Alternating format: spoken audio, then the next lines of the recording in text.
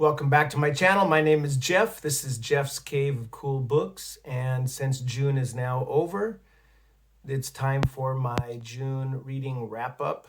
Now, June wasn't a super successful reading month as far as volume goes. I was really busy with work. I teach at a couple of universities now. I've got lots and lots of papers to grade, midterms to grade, and plus, family business, etc. So I didn't get very many books read this month. I only managed to read about 5 novels, or I should say 4 novels and 1 short story collection this month. And they were all pretty short, but I was just glad to get some read at all. Now, Michael K. Vaughan had his annual June on the Range BookTube event. He very kindly invited me to be a co-host this year. I hope that I pulled my weight enough to be asked back next year. So I did talk about several books already in my videos for June on the Range, so I won't go into much detail about those at the moment. I didn't have a chance to read all of, or even many stories in this Men's Adventure Quarterly, the very first one featuring Western pulp stories from the 50s Men's Adventure magazines. This is the Most Wanted Wild West issue. It was the first one that Robert Dice and Bill Cunningham put out. And I did a flip through video of this. It's very cool. I do intend to read more of it for sure. In fact, I'll read all of it at some stage. But I just didn't get through much of it this time, sadly. I did read Bowdrie, the first of 2 story collections by LouisL'Amour. Bowdrie is about Chick Bowdrie, a Texas Ranger, a young and very resourceful Texas Ranger who gets involved in various scrapes as he patrols his Texas territory, exacting law himself, usually some kind of mystery involved, trying to clear someone's name, trying to find out who was a real killer in a situation. And those were a lot of fun and well done. And I talked about those at length in my review, which I will link to. It'll be part of the playlist for June on the Range that I'll link to below. After that, I had a slightly less pleasant experience reading Edge number 2, 10 Grand by George Gilman. Now, I did enjoy the previous Edge book I read, the first one, The Loner. Edge series, as I talked about again in depth in the review I did about this particular novel. Edge is an anti-hero. He's very, very anti-heroic, I should say. If you think of a bleak spaghetti western type scenario. But and that can be fun. And apparently later books in the series course correct a little bit and are a little bit more, get back to the more fun, quippy sort of side of this coin. But whatever reason, George G. Gilman, Terry Harknett, a British writer writing under the pen name George G. Gilman, he was working some issues out in this second novel. Maybe he got some kudos for going so hardcore and edgy, no pun intended, with the first book. And he decided, hey, I'm going to ramp this sucker up and screw the torture thumb clamps down tight and really go after some gender-based violence and, really make the women suffer in particular, and including at the hands of our lead character, Edge.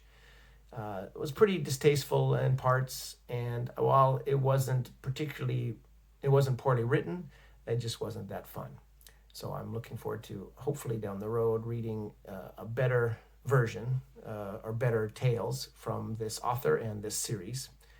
So to move on from that and get into some more kind of wholesome fare, I read another in the Larry and Stretch series, extremely long and robust series by Australian writer Leonard B. Mears, writing as Marshall Grover. When they were published in the Bantam editions in the States, I don't believe this one was, but some of the other ones were under the pseudonym Marshall McCoy.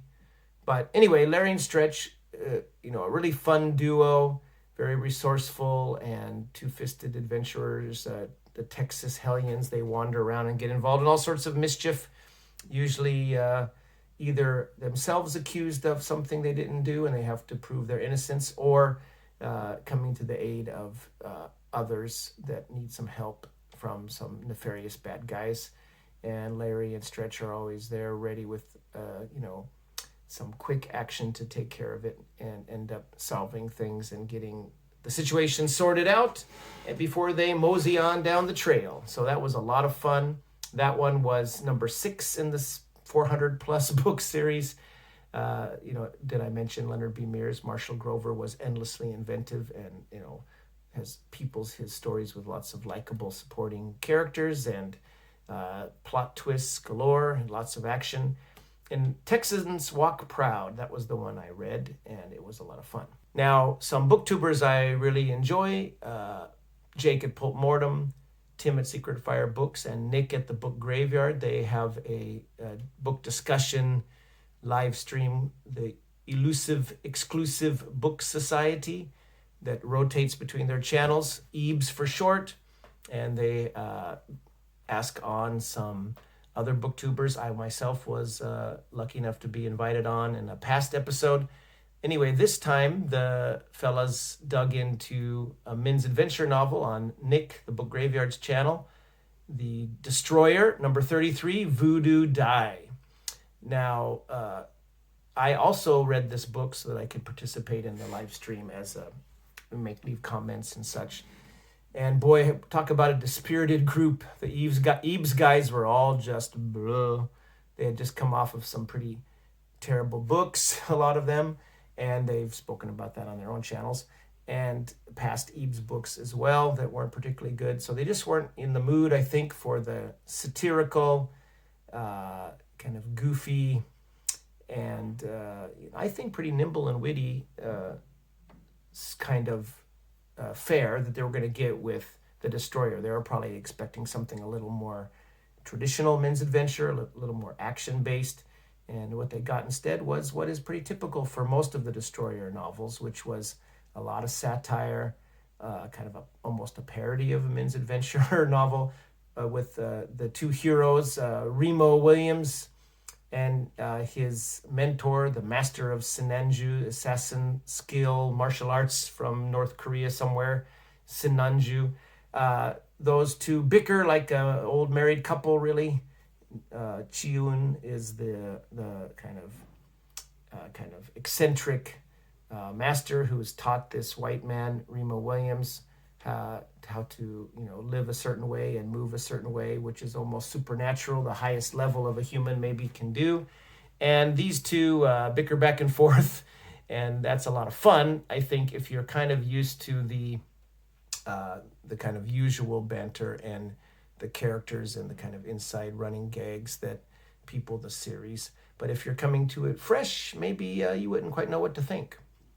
Anyway, the EEBS fellas didn't care for this book much. Their guests did, however, which I was glad to see, and I concur with them. I think that this was a lot of fun. Now, again, it's not deep. It's probably going to go out of your ear by the time you're done, but I found it pretty funny. I was, chuckling almost on every page. Essentially, the situation here, and it's quite crazy. This book was written in 1978, and the authors are Warren Murphy and Richard Sapir, and they worked together for many years on this series, which ran to over 100 and some novels. If I recall correctly from the EEBS discussion and other things I've heard, Warren Murphy continued the series after Richard Sapir's untimely passing.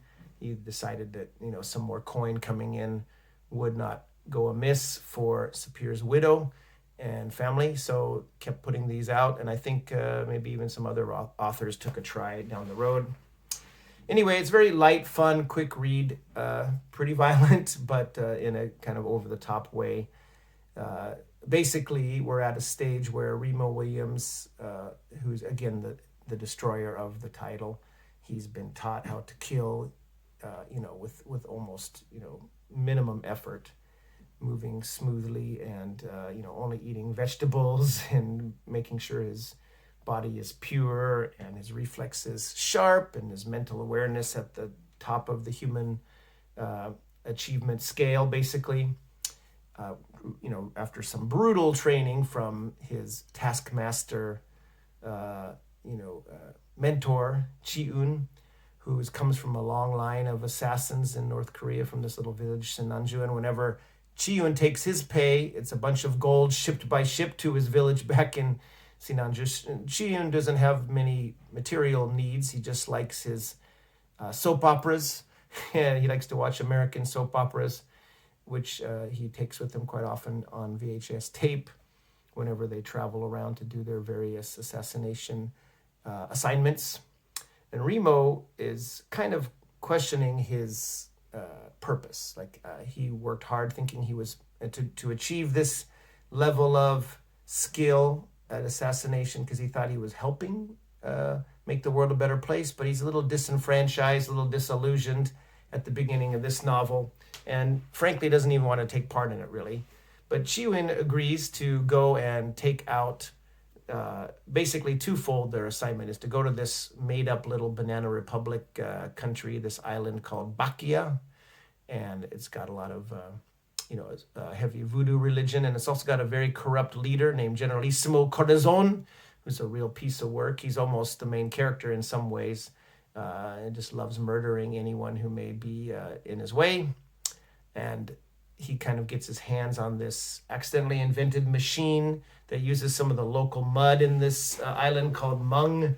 And when you put it in front of this device that this scientist who doesn't last very long, who starts the book out the book, this kind of a religious scientist, it's hard to describe. I'm not going to go into a lot of detail.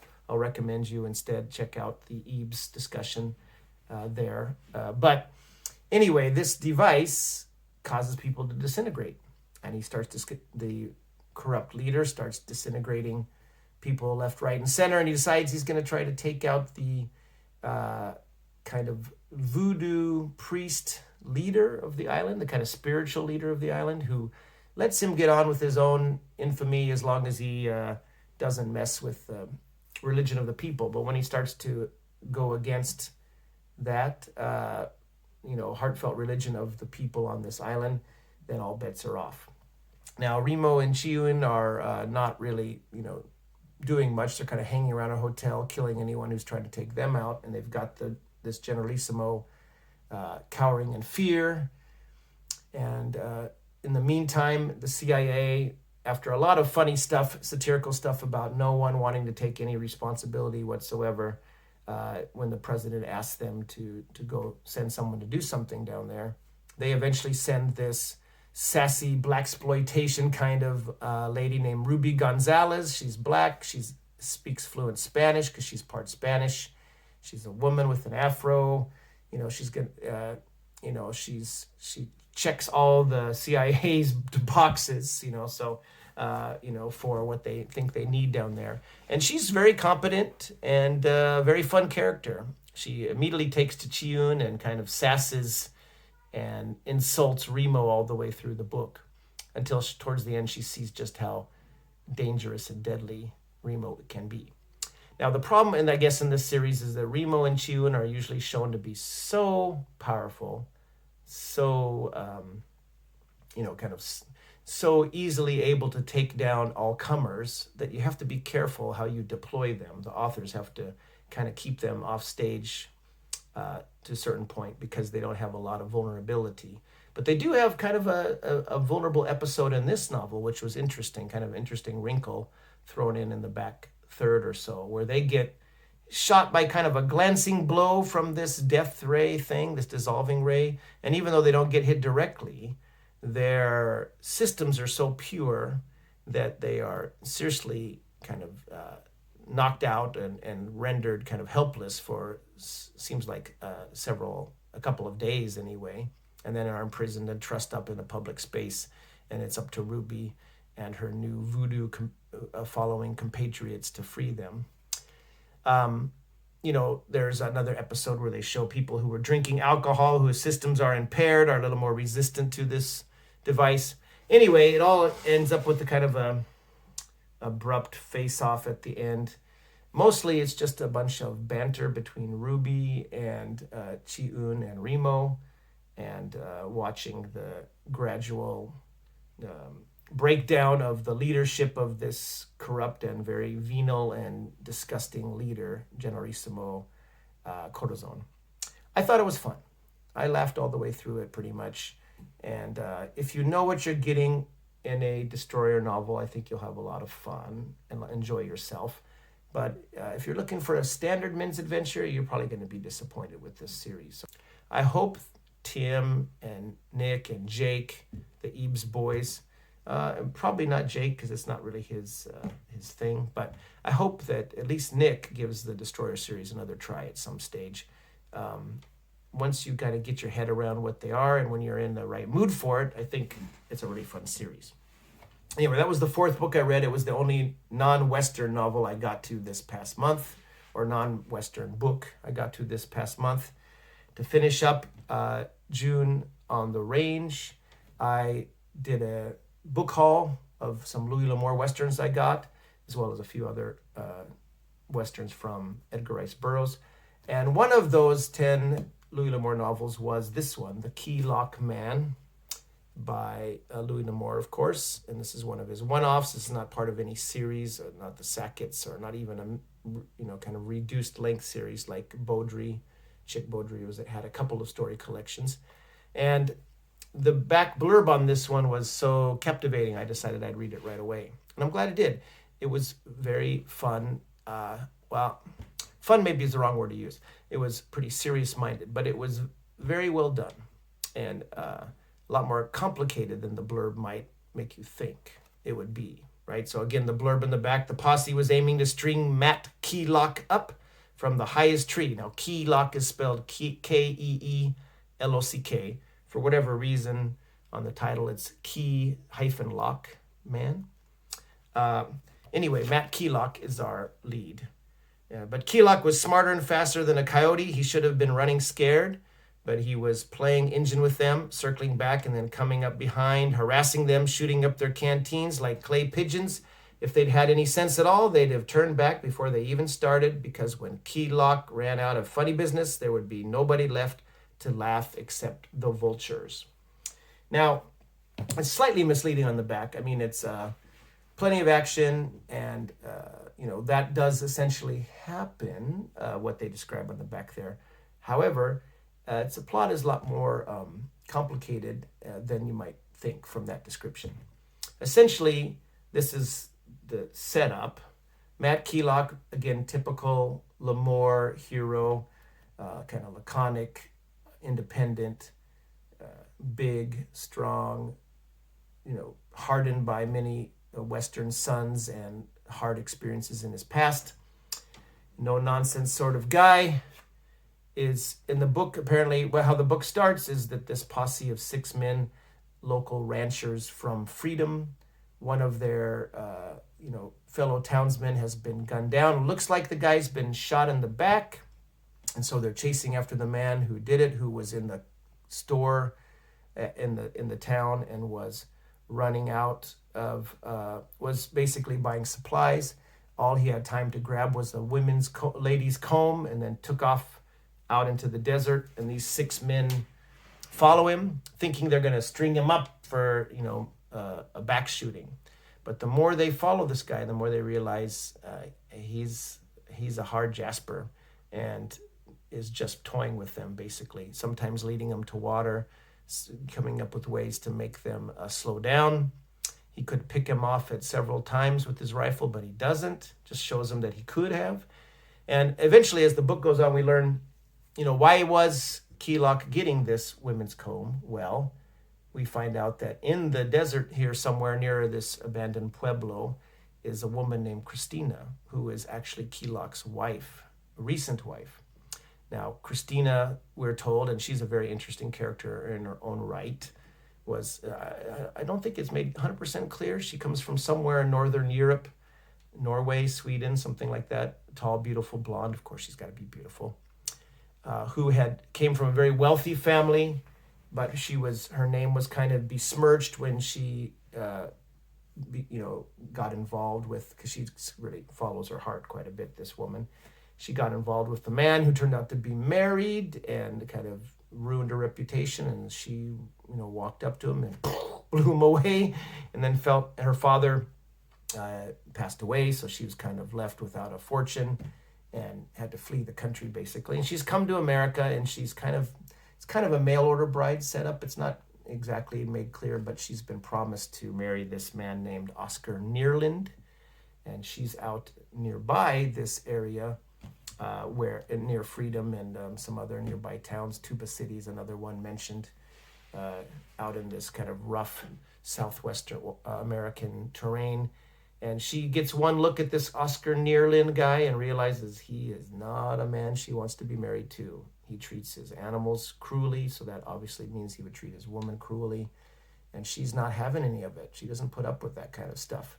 And at that same time, in this stage stop where she has arrived to meet Neerland, comes Matt Keylock. Now we're flashing back to this several chapters in from when the start of the novel. But Keylock takes a liking to Christina right away and basically just says, hey, you want to be my wife?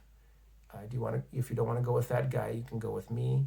And she takes to him right away as well. She says, sure. And so they take off, promptly get married.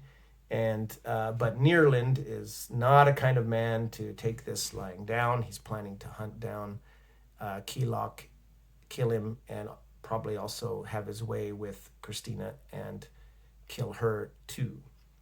So when the men who are chasing Keylock can't get a hold of him, they give up, they come back, and one of them, the one who's the most rabid gotta hang this guy, he killed my friend, very stubborn, good man maybe, but stubborn and thinking, there's no way I'm gonna give up. And Neerland is hanging out in Freedom, the city of Freedom, or this little township of Freedom, and says, hey, I'll go after this guy for you. You give me, a marshal's badge or a sheriff's badge, make it legal, and I'll go out and do it. And of course, none of them know the background of, his beef with Keylock. A couple of them, though, a couple of the men of the more sane members of the original posse don't trust this Neerland and don't want to have anything to do with it. But Neerland gets the job. He has a couple of kind of dubious henchmen to go along with him, and then also some of these previous posse members go back out after Keylock as well. So there's a whole bunch of confluence of enemies, as often is the case with LouisL'Amour. He's not satisfied with just having one bad guy or one kind of danger that the hero or heroine is encountering. It's coming at him at all fronts, basically. And Keylock just wants to be left alone with his bride. Of course, it wasn't a back shooting the way he was challenged by this guy in the town of Freedom, and the guy kind of shot at a weird angle. And so when Keylock shot him back in a fair fight, the guy was turning, and it kind of entered in the wrong part to make it look like it might have been a back shooting. Keylock is innocent, and eventually the posse members start to get more and more doubts about his guiltiness, his involvement. But by this time, they've kind of gone too far. And it all coalesces into a big showdown, which is quite interesting, with lots of curves thrown in it, including a wild Mustang herd and some interesting weather conditions and another number of things going on up in the mountains. And there's also this subplot, which is quite interesting, about the Lost Wagons gold mine. It was some gold that was being taken across the territory and had to be abandoned because members of the party were being murdered, and Native Americans were decimating them as they went along. And so they left this large amount of gold buried somewhere, and several of the people involved in hunting Keylock are interested also in the gold. Keylock isn't at all. He just wants to get this golden stallion that's leading this herd of horses, and he wants that stallion and some of the mares to start his own ranch. Anyway, very good novel. Again, L'Amour is excellent at describing landscape and the harsh desert terrain and the rocks and the weather and he really makes you feel like you're there. And his characters, I won't say his characters are deep or anything, but they get, even the bad guys, they're kind of given their clear motivations for what they're doing. And he's just a master storyteller in full command of his craft. So this was published in 1965, and this Bantam edition, I believe, is 1984, and this is The Key Lock Man. So before I melt away into nothingness, as I had to turn off the aircon to record this video so the sound isn't too bad, I'll just wrap this up. June was a fun month. I was glad to take part in June on the Range. I hope to do better next year, although it'll probably be equally as busy for me work-wise. But I was pleased to be a part of the June on the Range posse, and a fun event, and I liked whatever the people got up to. I tried to keep up with their videos where I could. It was impossible to keep up with all of them, but everyone else was doing good work and reading a lot more than me. So hope you, if you're still interested in some Western ideas of Western novels and stories to read, or nonfiction books, please go check out some of the other channels, the other co-host channels that I'll have linked down below. There are record temperatures here in Osaka. It's going to be a hot one, but I guess that's fitting for Rocket Summer. That's another Michael K. Vaughan created event with reading pre-1970s classic science fiction books. I'll try to read at least one book for that. I'm not planning to be, too active with that. I don't want to bite off more than I can chew as I wrap up the semester here, but I will definitely read at least one classic science fiction book. And also, I plan to read a couple of private detective novels, private eye novels, for a new BookTube event started by Jim at Mystery and Mayhem. Great channel. You should go check it out. He has several cool co-hosts, many of whom also participated in June on the Range. And I'm going to read a few books for that, I hope, PI in July. So it'll be a busy July. Should be fun. I hope to have another BookTuber chat discussion coming up, and some other things in the fire. So hope you come back and check it out.